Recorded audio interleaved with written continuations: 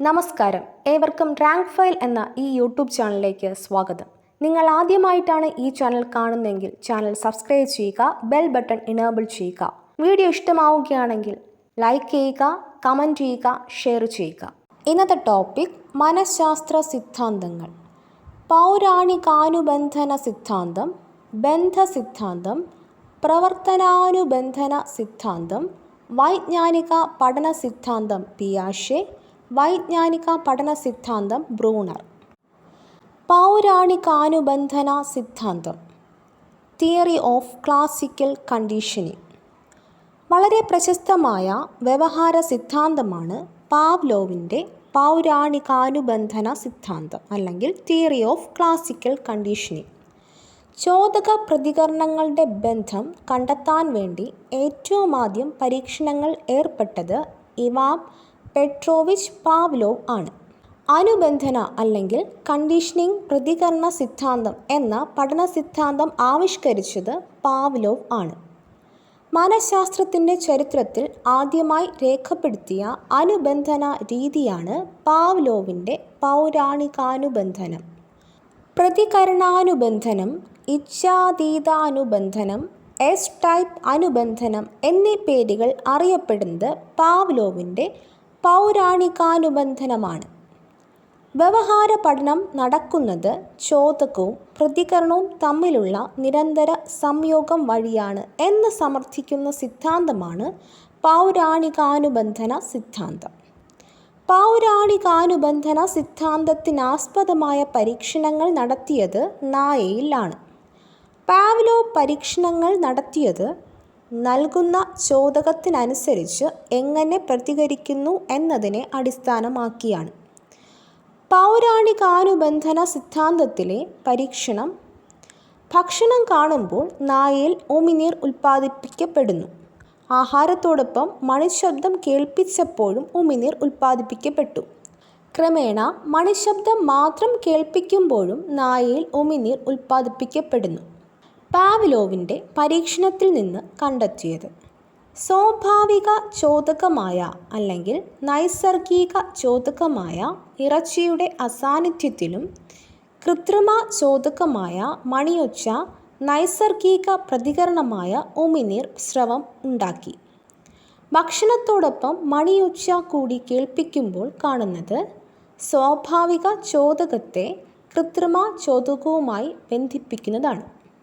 പാവ്ലോവിൻ്റെ നിയമങ്ങൾ. ചോദക വിവേചനം, stimulus discrimination. ശബ്ദത്തിൽ ഏറ്റക്കുറച്ചിലുള്ള 2 മണിനാദങ്ങളിൽ ഭക്ഷണം നൽകിയപ്പോൾ ഭക്ഷണം ലഭിച്ച മണിനാദത്തോട് മാത്രം നായ അനുകൂലമായി പ്രതികരിച്ചു. ഇപ്രകാരം ഏറെക്കുറെ സമാന ശബ്ദങ്ങൾക്കിടയിലുള്ള വ്യത്യാസങ്ങൾ പോലും നായയ്ക്ക് തിരിച്ചറിയാൻ കഴിഞ്ഞു. ഈ തിരിച്ചറിയൽ പ്രക്രിയയെ ചോദക വിവേചനം എന്ന് വിളിക്കുന്നു. വിളംബിത അനുബന്ധിത പ്രതികരണം. മണിനാദം കേൾപ്പിക്കുന്നതും ഭക്ഷണം നൽകുന്നതിനും ഇടയിൽ സമയവ്യത്യാസം വർദ്ധിപ്പിക്കുന്നു. അപ്പോൾ നായയുടെ ഉമിനീർ ശ്രവണം കുറയുന്നതായി പാവ്ലോവ് കണ്ടെത്തി.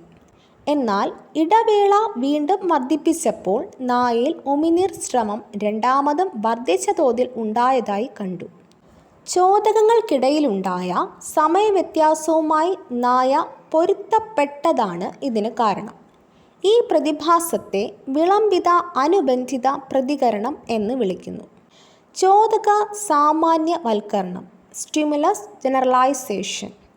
അഭ്യസിച്ച ഒരു പ്രതികരണത്തിന് ആസ്പദമായ ചോദകവുമായി സാമ്യമുള്ള ചോദകങ്ങൾ പ്രത്യക്ഷപ്പെടുമ്പോൾ അഭ്യസിച്ച പ്രതികരണം തന്നെ ഉണ്ടാകാനുള്ള പ്രവണതയെ ചോദക സാമാന്യവൽക്കരണം എന്ന് വിളിക്കുന്നു. വിലോപം, എക്സ്റ്റൻഷൻ. ആഹാരം കൊടുക്കാതെ മണിയടിക്കുക മാത്രം ചെയ്ത് ഉമിനീർ സ്രവം ഉണ്ടാക്കാൻ കഴിയാതെ വരുന്നതാണ് വിലോപം. പുനഃപ്രാപ്തി, സ്പോണ്ടേനിയസ് റിക്കവറി. നായയ്ക്ക് ആഹാരം നൽകാതെ മണിയടി ശബ്ദം മാത്രം കേൾപ്പിച്ച് ഉമിനീർ സ്രവ പ്രതികരണം ഇല്ലാതായിത്തീരുന്ന ഒരവസരത്തിന് ശേഷം കുറെ കഴിഞ്ഞ് മണിയടി കേൾക്കുമ്പോൾ ഉമിനീർ സ്രവം വീണ്ടും ഉണ്ടാകുന്നതാണ് പുനഃപ്രാപ്തി. മണിനാദവും ഭക്ഷണവും അര സെക്കൻഡിൻ്റെ വ്യത്യാസത്തിൽ നൽകിയപ്പോഴാണ് ഏറ്റവും കൂടുതൽ ഉമിനീർ സ്രവിച്ചത്. കൃത്രിമ ചോദകം സ്വാഭാവിക ചോദകവുമായി ബന്ധപ്പെടുത്തിയുള്ള പഠനമാണ് അനുബന്ധ പഠനം അല്ലെങ്കിൽ ലേണിംഗ് ബൈ കണ്ടീഷൻ. കൃത്രിമ ചോദകം സ്വാഭാവിക ചോദകവുമായി ആദേശം ചെയ്യുന്നു. അതായത് കൃത്രിമ ചോദകം നൈസർഗിക ചോദകത്തിൻ്റെ ഫലം ഉളവാക്കുന്നു. വിദ്യാഭ്യാസ പ്രസക്തി. വിവിധ പഠന സന്ദർഭങ്ങളിൽ കുട്ടികൾക്ക് നൽകേണ്ടത് ഉചിതമായ ചോദകങ്ങളാണ്. പഠനത്തിൽ ചിത്ര പദകാർഡുകൾ സംയോജിപ്പിച്ച് അവതരിപ്പിക്കുന്നത് അനുബന്ധനത്തിൻ്റെ സങ്കേതങ്ങൾ ഉൾക്കൊള്ളുന്നതിനാണ്. അനുബന്ധനം വഴി കുട്ടികളിൽ വളരാൻ സാധ്യതയുള്ളതാണ് ഭയങ്ങൾ, യുക്തിരഹിത ഭയങ്ങൾ, വെറുപ്പ്.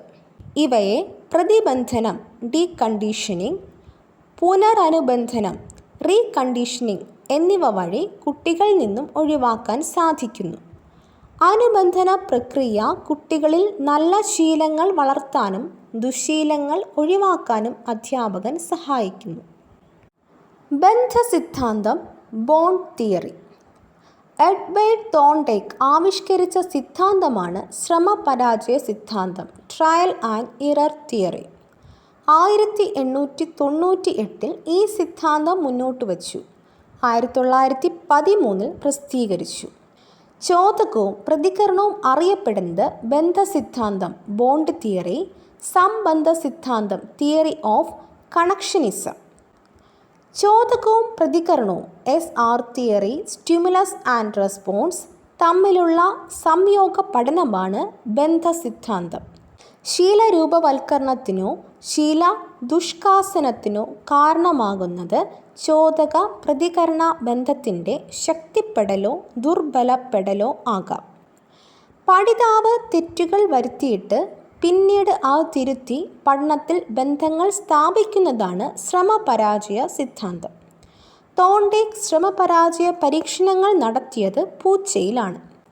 പഠനം ചോദകവും പ്രതികരണവും സ്റ്റിമുലസ് ആൻഡ് റെസ്പോൺസ് തമ്മിലുള്ള ബന്ധങ്ങളിൽ അധിഷ്ഠിതമാണെന്നും ബന്ധങ്ങളാണ് പഠനത്തിൻ്റെ സൂക്ഷ്മ ഘടകം എന്നും സമർത്ഥിക്കാൻ പരീക്ഷണത്തിനായി ഉപയോഗിച്ചത് പ്രശ്നപേടകത്തിലെ പൂച്ചയാണ്, cat in the puzzle box.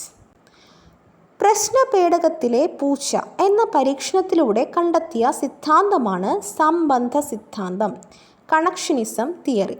പ്രശ്നപേടകത്തിലെ പൂച്ച എന്ന പരീക്ഷണത്തിൻ്റെ അടിസ്ഥാനം ഭക്ഷണത്തിൻ്റെ സാന്നിധ്യവും അത് നേടിയെടുക്കാനുള്ള ആഗ്രഹവും പൂച്ചയിൽ ഉളവാക്കുന്ന പ്രതികരണങ്ങളുമായിരുന്നു. തോൺഡേക്കിൻ്റെ പരീക്ഷണം.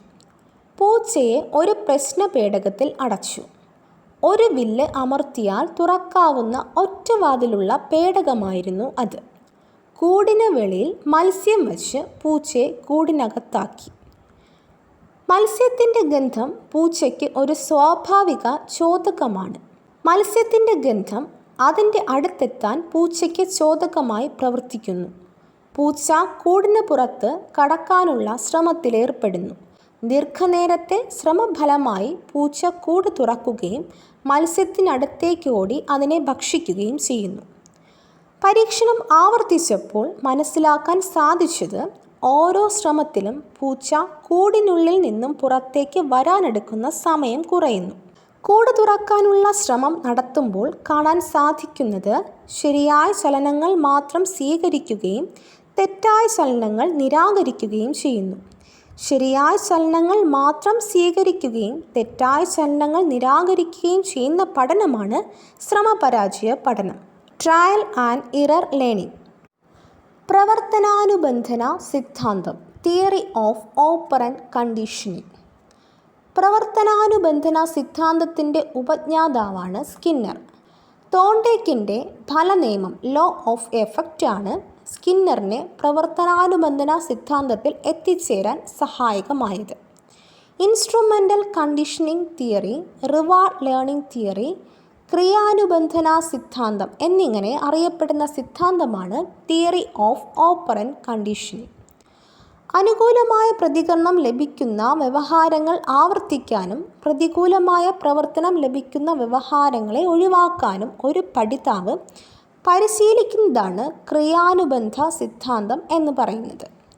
സ്കിന്നറുടെ പ്രവർത്തനാനുബന്ധന സിദ്ധാന്തത്തിൻ്റെ അടിസ്ഥാനത്തിൽ രൂപപ്പെടുത്തിയ പഠന രീതിയാണ് ക്രമീകൃത പഠനം, ക്രമാനുബന്ധന പഠനം, പ്രോഗ്രാംഡ് ലേണിംഗ്. സാമൂഹിക പഠന സിദ്ധാന്തം സോഷ്യൽ ലേണിംഗിൻ്റെ വക്താവാണ് സ്കിന്നർ. ആർ ടൈപ്പ് കണ്ടീഷനിങ് എന്നറിയപ്പെടുന്നത് ഓപ്പറൻ്റ് കണ്ടീഷനിങ് ആണ്. എസ് ടൈപ്പ് കണ്ടീഷനിങ് എന്നറിയപ്പെടുന്നത് ക്ലാസിക്കൽ കണ്ടീഷനിങ് ആണ്. പ്രവർത്തനാനുബന്ധന സിദ്ധാന്ത പഠനത്തിൻ്റെ ആധാരമാണ് പ്രതികരണവും ചോദകവും, റെസ്പോൺസ് സ്റ്റിമുലസ്, പ്രതികരണത്തിലെ പ്രബലനം, റീഇൻഫോഴ്സ്മെൻറ്റ്. വാചികമായ സ്വഭാവങ്ങളുടെ വിശകലനത്തിലൂടെ വിദ്യാഭ്യാസം മെച്ചപ്പെടുത്താമെന്ന് അഭിപ്രായപ്പെട്ടത് സ്കിന്നറാണ്. സ്കിന്നറുടെ സിദ്ധാന്തത്തിൻ്റെ കേന്ദ്രബിന്ദുവാണ് പ്രബലനം, റീഇൻഫോഴ്സ്മെൻറ്റ്. അഭിലഷണീയമായ പ്രതികരണത്തിന് ഉടൻ തന്നെ ചോദകം നൽകുന്ന പ്രക്രിയയാണ് പ്രബലനം. അനുബന്ധന സവിശേഷ വശമാണ് പ്രബലനം. സ്കിന്നറുടെ സിദ്ധാന്തത്തിൻ്റെ കേന്ദ്രബിന്ദു പ്രബലനമായതുകൊണ്ട് ഈ സിദ്ധാന്തം അറിയപ്പെടുന്നത് പ്രബലന സിദ്ധാന്തം അല്ലെങ്കിൽ റീഇൻഫോഴ്സ്മെൻറ്റ് തിയറി എന്നാണ്. പ്രവർത്തനാനുബന്ധന പ്രക്രിയയിൽ പ്രബലനം വഴി പരിവർത്തനം ചെയ്യപ്പെടുന്നത് ഓപ്പറൻറ്റുകളാണ്. ഏതെങ്കിലും ഒരു പ്രവൃത്തിയിൽ ഏർപ്പെടുന്ന വ്യക്തിയെ അതുമായി ബന്ധപ്പെട്ട അനുബന്ധനത്തിന് വിധേയമാക്കുന്ന പ്രവൃത്തികളാണ് ഓപ്പറൻറ്റ്. ചോദകമില്ലെങ്കിൽ പ്രതികരണമില്ല എന്ന സിദ്ധാന്തത്തെ സ്കിന്നർ അംഗീകരിച്ചിട്ടില്ല. അദ്ദേഹം രണ്ട് വ്യത്യസ്ത തരത്തിലുള്ള വ്യവഹാരങ്ങൾ ചൂണ്ടിക്കാണിക്കുന്നു. വ്യക്തമായ ചോദകങ്ങൾ വഴി പിടിച്ചെടുക്കുന്നത് റെസ്പോണ്ടൻ്റ് കണ്ടീഷനിങ്, അജ്ഞാതമായ ചോദകം മൂലം ജീവി പുറപ്പെടുവിക്കുന്നത് എമിറ്റഡ്, ചോദകവുമായി ബന്ധമില്ലാത്ത പ്രതികരണം ഓപ്പറൻറ്റ്. എലിയിലും പ്രാവുകളിലും പരീക്ഷണം നടത്തിയാണ് സ്കിന്നർ തൻ്റെ പ്രവർത്തനാനുബന്ധന സിദ്ധാന്തം ആവിഷ്കരിച്ചത്. സ്കിന്നറുടെ പരീക്ഷണം. വിശക്കുന്ന ഒരു എലിയെ പെട്ടിയിലാക്കി. പെട്ടിക്കുള്ളിൽ ലിവറിൽ അമർത്തിയാൽ അല്പം ആഹാരം കിട്ടുന്ന സംവിധാനവും ഉണ്ടാക്കി. പെട്ടിയിൽ സഞ്ചരിക്കുന്ന എലി യാദൃച്ഛികമായി ലിവറിൽ അമർത്തുകയും ഭക്ഷണം ലഭിക്കുകയും ചെയ്യുന്നു. ക്രമേണ ലിവർ അമർത്തി ആഹാരം സമ്പാദിക്കാൻ എലി പഠിച്ചു. ആഹാരം അല്ലെങ്കിൽ സമ്മാനം ലിവർ അമർത്തുന്ന പ്രതികരണം ഓപ്പറൻ്റ് പ്രതികരണത്തെ പ്രബലനം ചെയ്യുകയും എന്നാൽ പ്രബലനത്തിൻ്റെ അഭാവത്തിൽ ഓപ്പറൻ്റ് വ്യവഹാരം ഇല്ലാതാവുകയും ചെയ്യുന്നു. എങ്ങനെയാണ് സ്കിന്നർ SR സമവാക്യത്തെ RS സമവാക്യമായി മാറ്റിയത്? ജീവിക്ക് പുറപ്പെടുവിക്കാവുന്ന നിരവധി പ്രതികരണങ്ങളിൽ വച്ച് ഏറ്റവും ഉചിതമായത് മാത്രം പുറപ്പെടുവിക്കാനും അവയെ യഥായോഗ്യം ഉറപ്പിക്കാനും ശ്രമിച്ചു. ധനപ്രബലനം, ക്ഷണപ്രബലനം. പ്രതികരണത്തെ പ്രോത്സാഹിപ്പിക്കാൻ നൽകുന്ന പ്രബലനത്തിൻ്റെ സ്വഭാവമനുസരിച്ച് പ്രബലനത്തെ രണ്ടായി തിരിക്കാം. പോസിറ്റീവ് റീഇൻഫോഴ്സ്മെൻറ്റ് ധനപ്രബലനം, ക്ഷണപ്രബലനം നെഗറ്റീവ് റീഇൻഫോഴ്സ്മെൻറ്റ്. പ്രതികരണ നിരക്ക് വർദ്ധിപ്പിക്കാൻ ധനാത്മക പ്രബലനവും ക്ഷണാത്മക പ്രബലനവും സഹായിക്കുന്നു. പോസിറ്റീവ് റീഇൻഫോഴ്സ്മെൻറ്റ് ആശ്വാസ്യമായ പ്രതികരണത്തിന് ഉടൻ തന്നെ സംതൃപ്തിജനകമായ ചോദനം നൽകുന്ന പ്രക്രിയ. ഇവിടെ പ്രയോജനപ്രദമായ ചോദകത്തെ ധനപ്രബലനകാരി പോസിറ്റീവ് റീഇൻഫോഴ്സർ എന്ന് വിളിക്കാം. ഉദാഹരണം, മികച്ച ഉൽപ്പാദനക്ഷമതയുടെ അടിസ്ഥാനത്തിൽ ഫാക്ടറിയിലെ ജീവനക്കാർക്ക് കൂടുതൽ ആനുകൂല്യങ്ങൾ നൽകുന്നു. നെഗറ്റീവ് റീഇൻഫോഴ്സ്മെൻറ്റ് ആശ്വാസ്യമായ പ്രതികരണം ഉണ്ടാകുമ്പോൾ അസുഖകരമായ ഏതെങ്കിലും ചോദകം പിൻവലിക്കപ്പെടുന്ന പ്രക്രിയ. ഇവിടെ പ്രയോജനപ്പെടുത്തുന്ന അസുഖകരമായ ചോദകത്തെ ക്ഷണപ്രബലനകാരി നെഗറ്റീവ് റീഇൻഫോഴ്സ്മെൻറ്റ് എന്ന് വിളിക്കാം. ഉദാഹരണം, യൂണിറ്റ് ടെസ്റ്റിൽ നല്ല സ്കോർ നേടുന്ന കുട്ടികളെ നോട്ട്ബുക്കിൽ പാഠഭാഗം പകർത്തി എഴുതിക്കൊണ്ടുവരാനുള്ള അസൈൻമെൻറ്റിൽ നിന്നും ടീച്ചർ ഒഴിവാക്കുന്നു. അഭിലഷണീയമായ പ്രതികരണം ഉണ്ടായാൽ ഉടൻ തന്നെ സംതൃപ്തിജനകമായ ഒരനുഭവം നൽകുന്നതാണ് ധനപ്രബലനം. ഉദാഹരണം, പ്രശംസ, അധ്യാപകൻ്റെ പുഞ്ചിരി, സ്നേഹപൂർവമായ തലോടൽ എന്നിവ കുട്ടികൾ ശരിയായ കാര്യങ്ങൾ ആവർത്തിച്ച് ചെയ്യാൻ പ്രോത്സാഹിപ്പിക്കുന്നത് ധനപ്രബലനങ്ങളാണ്. അസ്വസ്ഥജനകമായ ഒരു ചോദകം കുറേ നേരത്തേക്ക് തടഞ്ഞു വയ്ക്കുകയോ പിൻവലിക്കുകയോ ചെയ്യുന്നത് മൂലം ഒരു പ്രതികരണം ആവർത്തിക്കാൻ സഹായമാവുന്നതാണ് ശ്രവണപ്രബലനം. ഉദാഹരണം, ക്ലാസ്സിൽ ആവർത്തനാഭ്യാസങ്ങൾ ചെയ്യുന്ന കുട്ടികളെ ഇമ്പോസിഷനിൽ നിന്നും ഒഴിവാക്കാം എന്ന അധ്യാപിക പറയുമ്പോൾ ചിട്ടയായി അഭ്യാസ പാഠങ്ങൾ ചെയ്യുക എന്ന നല്ല ശീലം കുട്ടികളിൽ വളരുന്നത് ശ്രവണപ്രബലനമാണ്. സ്കിന്നേറിയൻ സിദ്ധാന്തത്തിലെ മറ്റു 2 ആശയങ്ങളാണ് സമ്മാനവും ധനപ്രബലനവും ശിക്ഷയും ശ്രവണപ്രബലനവും. തൃപ്തികരമായ രീതിയിൽ പ്രവർത്തനം പൂർത്തിയാക്കിയതിനു ശേഷം നൽകുന്നതാണ് സമ്മാനം. വേദനാജനകമായ അനുഭവം നൽകുന്നതാണ് ശിക്ഷ. പഠിതാവിന് ഏറ്റവും അധികം സംതൃപ്തി ലക്ഷ്യമിടുന്ന പഠനത്തെ പ്രബലനം ചെയ്യേണ്ടത് പഠന പ്രക്രിയയും പരിസ്ഥിതിയുമാണ്. സമയോചിതമായി നൽകിയാൽ കൂടുതൽ ഫലപ്രദമാകുന്നതാണ് പ്രബലനം. ഏറ്റവും നല്ല പ്രബലനമാണ് സമ്മാനം.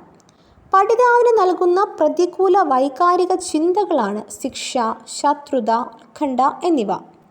ശിക്ഷയും ശ്രവണപ്രബലനവും തമ്മിലുള്ള വ്യത്യാസം.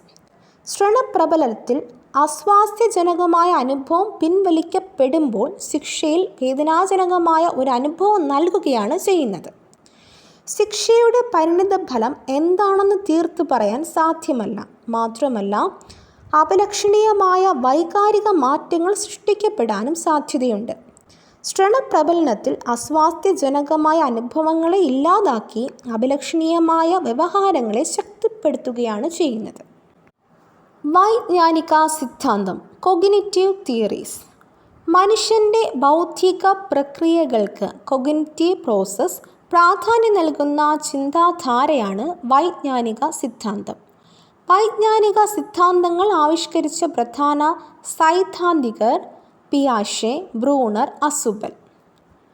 പിയാഷെയുടെ വൈജ്ഞാനിക പഠന സിദ്ധാന്തം theory of intellectual development, theory of cognitive development എന്നിങ്ങനെ അറിയപ്പെടുന്നത് പിയാഷെയുടെ വൈജ്ഞാനിക പഠന സിദ്ധാന്തമാണ്. പിയാഷെ തൻ്റെ സിദ്ധാന്തത്തെ പൊതുവായി വിശേഷിപ്പിച്ചത് ജനറ്റിക് എപ്പിസ്റ്റമോളജി എന്നാണ്. പഠനത്തിലെ വൈജ്ഞാനിക വികസന സമീപനത്തിൻ്റെ ശക്തനായ വക്താവാണ് ജീൻ പിയാഷെ. ശൈശവത്തിൽ നിന്നും പക്വതയിലേക്കുള്ള വളർച്ചയിൽ ചുറ്റുപാടുകളുമായുള്ള ഇടപെടലുകളിൽ ആർജിച്ച അനുഭവങ്ങൾ മനുഷ്യൻ്റെ ചിന്താ പ്രക്രിയയിൽ ഗണ്യമായ മാറ്റങ്ങൾ ഉണ്ടാക്കുന്നു. പിയാഷെ അഭിപ്രായപ്പെടുന്ന ചിന്താ പ്രക്രിയയുടെ വികാസത്തിൻ്റെ 4 ഘടകങ്ങളാണ് ശാരീരികമായ പക്വതയാർജിക്കൽ, ബയോളജിക്കൽ മെച്ചുറൈസേഷൻ, പ്രവർത്തനങ്ങൾ ആക്ടിവിറ്റി, സാമൂഹികാനുഭവങ്ങൾ സോഷ്യൽ എക്സ്പീരിയൻസസ്, സന്തുലീകരണം ഇക്വിലിബ്രേഷൻ. മനുഷ്യന് അവൻ്റെ ജനിതക ഘടനയുടെ അടിസ്ഥാനത്തിൽ പ്രായാനുസൃതമായി ചില സ്വാഭാവിക മാറ്റങ്ങൾ ഉണ്ടാകുന്നുണ്ട്. പുരോഗമനപരമായ ഇത്തരം സ്വാഭാവിക മാറ്റങ്ങൾ പരിപക്വനത്തിൻ്റെ ഫലമാണ്, അല്ലെങ്കിൽ മെച്ചുറൈസേഷൻ്റെ ഫലമാണ്. ശാരീരികമായ പക്വത വർദ്ധിക്കുന്തോറും ചുറ്റുപാടുമായി കൂടുതൽ ഫലപ്രദമായി ഇടപെട്ട് പ്രവർത്തിക്കാനും അതിൽ നിന്നും കാര്യങ്ങൾ ഗ്രഹിക്കുവാനും വ്യക്തി പ്രാപ്തനാകുന്നു. ഉദാഹരണം, സീസോയിൽ നടത്തുന്ന പരീക്ഷണ നിരീക്ഷണങ്ങളിലൂടെ തുലനം ചെയ്യൽ, ബാലൻസിംഗ് എന്ന ആശയം കൂടി സ്വായത്തമാക്കുന്നു. വളരുംതോറും വ്യക്തികളുടെ സാമൂഹ്യ ഇടപെടലുകളും വർദ്ധിക്കുന്നു. മറ്റുള്ളവരിൽ നിന്നും പഠിക്കുന്ന കാര്യങ്ങൾ നമ്മുടെ വൈജ്ഞാനിക വികാസത്തെ സ്വാധീനിക്കുന്നതായി പിയാഷെ കരുതുന്നു. വിജ്ഞാനമണ്ഡലത്തിൽ നടക്കുന്ന 2 അടിസ്ഥാന പ്രക്രിയകളെ പിയാഷെ വിളിക്കുന്നത് സംയോജനം അല്ലെങ്കിൽ ഓർഗനൈസേഷൻ, അനുരൂപീകരണം അഡാപ്റ്റേഷൻ. സംയോജനം എല്ലാ വ്യക്തികൾക്കും തങ്ങളുടെ ചിന്തകളിലൂടെയും പ്രവർത്തനങ്ങളിലൂടെയും ലഭിക്കുന്ന കാര്യങ്ങളെ ചിട്ടപ്പെടുത്തി സൂക്ഷിക്കുവാനുള്ള കഴിവുണ്ട്.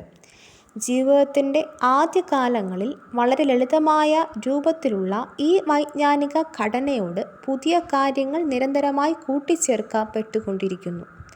നിലവിലുള്ള അറിവിൻ്റെ അടിസ്ഥാന ഘടകങ്ങളെ പിയാഷെ സ്കീമ എന്ന് വിളിക്കുന്നു.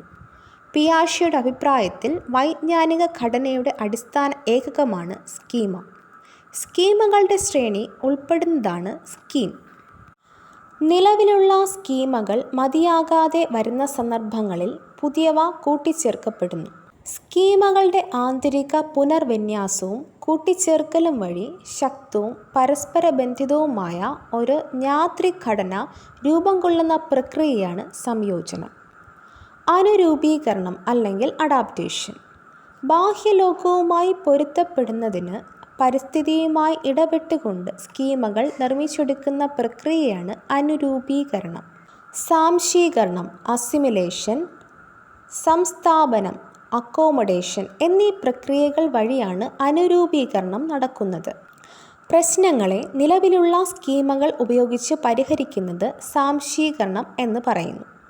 വൈജ്ഞാനിക ഘടനയിലേക്ക് പുതിയ സ്കീമകൾ കൂട്ടിച്ചേർത്തോ നിലവിലുള്ള സ്കീമകൾക്ക് പരിവർത്തനം നടത്തിയോ പ്രശ്നങ്ങളെ പരിഹരിക്കുന്നത് സംസ്ഥാപനം അല്ലെങ്കിൽ അധിനിവേശം അല്ലെങ്കിൽ സന്നിവേശം അല്ലെങ്കിൽ അക്കോമഡേഷൻ എന്ന് പറയുന്നു.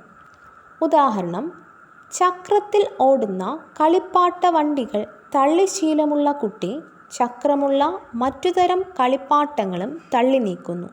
ഈ പ്രക്രിയയെ സാംശീകരണമെന്ന് വിളിക്കുന്നു അല്ലെങ്കിൽ അസിമിലേഷൻ എന്ന് വിളിക്കുന്നു. താക്കോൽ തിരിച്ച് ഓടിക്കുന്ന മറ്റൊരു കളിപ്പാട്ടം കിട്ടിയാൽ കുട്ടി ആദ്യം തള്ളി നീക്കാൻ ശ്രമിക്കുകയും അത് പരാജയപ്പെടുമ്പോൾ വാശി പിടിക്കുകയും തുടർന്ന് മറ്റൊരാളുടെ സഹായത്തോടെ താക്കോൽ തിരിച്ചാൽ മാത്രമേ അത് മുന്നോട്ട് നീങ്ങുകയുള്ളൂ എന്ന തിരിച്ചറിവ് നേടുകയും ചെയ്യുന്നു. ഇത് പഴയ സ്കീമകളിൽ മാറ്റം വരുത്തുവാൻ കുട്ടിയെ പ്രാപ്തനാക്കുന്നു. ഈ പ്രക്രിയ അറിയപ്പെടുന്നത് സംസ്ഥാപനം അല്ലെങ്കിൽ അക്കോമഡേഷൻ എന്നാണ്. പിയാഷെയുടെ അഭിപ്രായത്തിൽ സാംശീകരണവും സംസ്ഥാപനവും സന്തുലീകരണത്തിനുള്ള മാർഗങ്ങളാണ് അല്ലെങ്കിൽ ഇക്വിലിബ്രേഷൻ ആണ്. ഉടൻ പരിഹരിക്കുവാൻ കഴിയാത്ത പ്രശ്നങ്ങൾ മനുഷ്യനിൽ വൈജ്ഞാനികമായ അസന്തുലിത കൊഗ്നിറ്റീവ് ഡിസ്ഇക്വിലിബ്രിയം സൃഷ്ടിക്കുമ്പോൾ അവയെ തരണം ചെയ്ത് സന്തുലിതാവസ്ഥ കൈവരിക്കുവാൻ സാംശീകരണവും സംസ്ഥാപനവും സഹായിക്കുന്നു. ബ്രൂണറുടെ വൈജ്ഞാനിക പഠന സിദ്ധാന്തം. വ്യക്തിയുടെ വൈജ്ഞാനിക ഘടനയുടെ വികാസത്തിലേക്ക് നയിക്കുന്ന വിവര സംസ്കരണത്തിൻ്റെ സാങ്കേതിക വിദ്യയ്ക്ക് സംഭാവന നൽകിയ വ്യക്തിയാണ് ബ്രൂണർ. കുട്ടികളുടെ ബുദ്ധിപരമായ വികാസത്തെ ത്വരിതപ്പെടുത്തുക, കരുതൽ മികവുറ്റതാക്കുക എന്ന രീതിയിൽ ഒരു സാംസ്കാരിക ഉപകരണം കൾച്ചറൽ ടൂൾ മാത്രമാണ് വിദ്യാഭ്യാസം എന്നഭിപ്രായപ്പെട്ടത് ബ്രൂണറാണ്. ആശയങ്ങൾ രൂപീകരിക്കുവാനും അങ്ങനെ വൈജ്ഞാനിക ഘടന കെട്ടിപ്പടുക്കുവാനും വ്യക്തി ഉപയോഗിക്കുന്ന അനുഭവങ്ങളുടെ സ്വഭാവത്തെ ആധാരമാക്കി വൈജ്ഞാനിക വികസനഘട്ടം ആവിഷ്കരിച്ചത് ബ്രൂണറാണ്. The culture of education, the process of education എന്നീ പുസ്തകങ്ങൾ എഴുതിയതും ജെറോം എസ് ബ്രൂണറാണ്. ബ്രൂണർ വിദ്യാഭ്യാസ സിദ്ധാന്ത രംഗത്ത് നൽകിയ ഏറ്റവും വലിയ സംഭാവനയാണ് ആശയങ്ങളുടെ അർത്ഥവും സ്വഭാവവും സംബന്ധിച്ച് നടത്തിയ ആഴത്തിലുള്ള പഠനം. വിദ്യാഭ്യാസ മേഖലയിൽ ബ്രൂണറുടെ സംഭാവനയായി ഏറ്റവും അധികം ചർച്ച ചെയ്യപ്പെട്ട ആശയമാണ് പഠിപ്പിക്കാൻ പഠിപ്പിക്കൽ. ബ്രൂണറുടെ വൈജ്ഞാനിക വികാസന ഘട്ടങ്ങൾ. ആശയ രൂപീകരണ പ്രക്രിയ. പ്രവർത്തനഘട്ടം എനാക്റ്റീവ് സ്റ്റേജ്, ബിംബനഘട്ടം അയോണിക് സ്റ്റേജ്, പ്രതിരൂപാത്മക ഘട്ടം അല്ലെങ്കിൽ പ്രതീകാത്മക ഘട്ടം സിംബോളിക് സ്റ്റേജ്. ബ്രൂണറുടെ അഭിപ്രായത്തിൽ ആശയ രൂപീകരണ പ്രക്രിയ ഈ 3 ഘട്ടങ്ങളിലൂടെയാണ് കടന്നുപോകുന്നത്. പ്രവർത്തനഘട്ടം. ശിശുകാര്യങ്ങൾ കായിക പ്രവൃത്തിയിലൂടെ പഠിക്കുന്ന ഘട്ടമാണ് പ്രവർത്തനഘട്ടം. മൂർത്ത വസ്തുക്കൾ ഉപയോഗിച്ചുള്ള പഠനഘട്ടമാണ് ഇത്. ഏതൊരു ആശയത്തിൻ്റെയും പ്രാഥമിക തലം പ്രവർത്തനത്തിൻ്റേതാണ് എന്നഭിപ്രായപ്പെട്ടത് ബ്രൂണറാണ്. ബിംബനഘട്ടം. കായിക പ്രവർത്തനങ്ങളിൽ നിന്ന് ബിംബങ്ങൾ സ്വതന്ത്രമാക്കുന്ന ഘട്ടമാണ് ബിംബനഘട്ടം. വൈജ്ഞാനിക അനുഭവങ്ങൾ സ്വീകരിക്കുന്നതും പ്രകടിപ്പിക്കുന്നതും പ്രത്യക്ഷണത്തിന് വിധേയമായതുമായ വികസന ഘട്ടമാണ് ബിംബനഘട്ടം. ഉദാഹരണം, കയ്യിൽ കിട്ടിയ കരിക്കട്ടയും മറ്റും ഉപയോഗിച്ച് കുട്ടികൾ ചുവരിലോ മറ്റു പ്രതലങ്ങളിലോ പലതരം രൂപങ്ങൾ വരയ്ക്കുന്നു. കുട്ടിയുടെ മനോചിത്രങ്ങളുടെ ആവിഷ്കാരം നടക്കുന്ന ഘട്ടമാണ് ബിംബനഘട്ടം. വൈജ്ഞാനിക വികസനത്തിൻ്റെ ഈ തലത്തിൽ വസ്തുക്കൾ, വ്യക്തികൾ, സംഭവങ്ങൾ തുടങ്ങിയവയെ കുട്ടി ആവിഷ്കരിക്കുന്നത് ഇത്തരം മനോബിംബങ്ങളിലൂടെയാണ്. പ്രതിരൂപാത്മക ഘട്ടം അല്ലെങ്കിൽ പ്രതീകാത്മക ഘട്ടം. വൈജ്ഞാനിക അനുഭവങ്ങൾ സ്വീകരിക്കുന്നതും പ്രകടിപ്പിക്കുന്നതുമായ പ്രതീകങ്ങൾ ഭാഷ വഴി അവതരിപ്പിക്കുന്ന ഘട്ടമാണ് പ്രതീകാത്മക ഘട്ടം. പ്രവർത്തനവും ബിംബങ്ങളും ഭാഷാപദങ്ങളായി മാറ്റുന്ന ഘട്ടമാണ് പ്രതീകാത്മക ഘട്ടം. തൻ്റെ വീട്ടുവളപ്പിൽ കണ്ട മയിലിനെക്കുറിച്ച് വിവരിക്കുന്ന കുട്ടി ആശയ പ്രകാശനത്തിന് ഉപയോഗിക്കുന്നത് ഭാഷ എന്ന പ്രതീകമാണ്. ഈ ഘട്ടത്തിലുള്ള കുട്ടിക്ക് അമൂർത്ത ചിന്തനത്തിനുള്ള കഴിവുണ്ടായിരിക്കും. വൈജ്ഞാനിക വികസനത്തിൻ്റെ ഉയർന്ന ഘട്ടമാണ് പ്രതീകാത്മക ഘട്ടം. സംവേദനവും പ്രത്യക്ഷണവും. Sensation and perception. സംവേദനം അല്ലെങ്കിൽ സെൻസേഷൻ ഏതെങ്കിലും പരിസര ഘടകങ്ങളുടെ സ്വാധീനത്തിൽ ജ്ഞാനേന്ദ്രിയങ്ങൾ ഉദ്ദീപിക്കപ്പെടുമ്പോൾ ഉണ്ടാകുന്ന അനുഭവമാണ് സംവേദനം. വളരെ ലളിതമായ മാനസിക പ്രക്രിയയാണ് സംവേദനം. പ്രത്യക്ഷണം അല്ലെങ്കിൽ പെർസെപ്ഷൻ. ജ്ഞാനേന്ദ്രിയങ്ങളിലൂടെ വളരെയേറെ അനുഭവങ്ങൾ നമുക്ക് ലഭിക്കുന്നു. അതിൽ ആവശ്യമുള്ളത് മാത്രം നമ്മൾ സ്വീകരിക്കുന്നതാണ് പ്രത്യക്ഷണം. സംവേദനത്തിലൂടെ ഉളവാകുന്ന അനുഭവങ്ങൾക്ക് അർത്ഥം കൈവരുമ്പോൾ ഉണ്ടാകുന്നത് പ്രത്യക്ഷണമാണ്. അതായത് ചുറ്റുപാടിൽ ഉണ്ടാകുന്ന മാറ്റങ്ങളോടുള്ള മാനസിക പ്രതികരണമാണ് പ്രത്യക്ഷണം. ആശയാദാന മാതൃക, കോൺസെപ്റ്റ് അറ്റൈൻമെൻറ്റ് മോഡൽ. ആശയാദാന മാതൃക അല്ലെങ്കിൽ ആശയ സമ്പാദന മാതൃക, കോൺസെപ്റ്റ് അറ്റൈൻമെൻറ്റ് മോഡൽ ആവിഷ്കരിച്ചത് ബ്രൂണറാണ്. ആശയാദാന മാതൃക പ്രകാരം ആശയ രൂപീകരണത്തിൻ്റെ വിവിധ ഘട്ടങ്ങൾ നിരീക്ഷണം, താരതമ്യം, തരംതിരിക്കൽ, നിഗമനത്തിൽ എത്തൽ എന്നിവയാണ്. ഒരു കൂട്ടം വസ്തുക്കൾക്കുള്ളിൽ സാജാത്യങ്ങളും വൈജാത്യങ്ങളും ദർശിക്കുന്ന കുട്ടിക്ക് സമാനതയുള്ളവയെ ഒരു കൂട്ടമായും അല്ലാത്തവയെ മറ്റൊരു കൂട്ടമായും തരംതിരിക്കാൻ കഴിയും. വസ്തുക്കളുടെ സവിശേഷതകൾ നിരീക്ഷിക്കുന്നതിലൂടെയും താരതമ്യം ചെയ്യുന്നതിലൂടെയുമാണ് ഇത് സാധിക്കുന്നത്. തൻ്റെ ചുറ്റുപാടുമുള്ള വസ്തുക്കളെയും ജന്തുക്കളെയും സസ്യങ്ങളെയും കുറിച്ച് കുട്ടി ആശയങ്ങൾ രൂപീകരിക്കുന്നത് ഈ വിധത്തിലാണ്. കണ്ടെത്തൽ പഠനരീതിയിൽ അധിഷ്ഠിതമാണ് ആശയദാന മാതൃക. ഒരേ വർഗത്തിൽപ്പെട്ടവയെ മറ്റുള്ളവയിൽ നിന്നും വേർതിരിക്കാനുള്ള ഗുണസവിശേഷതകൾ ആട്രിബ്യൂട്ട്സ് കണ്ടെത്താനുള്ള അന്വേഷണത്തിലൂടെയാണ് ആശയാദാനം നടക്കുക. ഗുണസവിശേഷതകളുടെ സാജാത്യ വൈജാത്യങ്ങളുടെ അടിസ്ഥാനത്തിൽ ഓരോ ആശയത്തെയും സംബന്ധിച്ച വ്യക്തമായ ധാരണ രൂപീകരിക്കാൻ പഠിതാവിന് കഴിയണം.